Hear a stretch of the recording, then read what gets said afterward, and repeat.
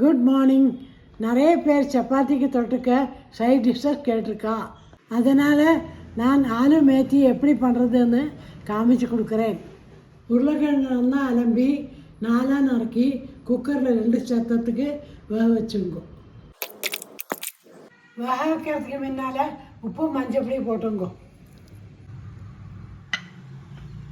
மெந்திக்கீரையை அலம்பிட்டு இந்த மாதிரி பொடி பொடியாக நறுக்கி வச்சுங்க. நிறைய பேருக்கு மெந்திக்கீரையோட கசப்பு பிடிக்காது.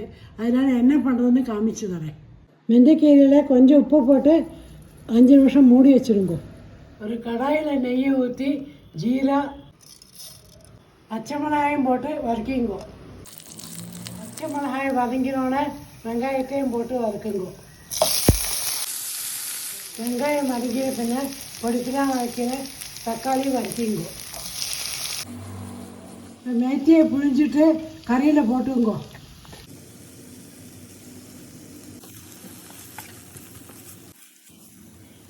நல்லா வதங்கிற பின்ன காரப்பொடி, மஞ்சப்பொடி, வேக வச்ச ஆலுவை போட்டு மிக்ஸ் பண்ணிங்க.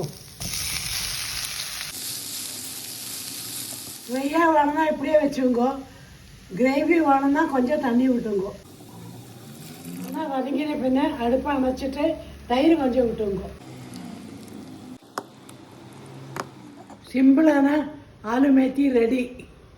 இது ஆத்தன்டிக் ரெசிபி இல்லை, ஆனால் வேலை பண்ணுறவங்களுக்கு ஈஸியாக முடியும். நீங்களும் ட்ரை பண்ணி எப்படிக்கு சொல்லுங்க. பாய்.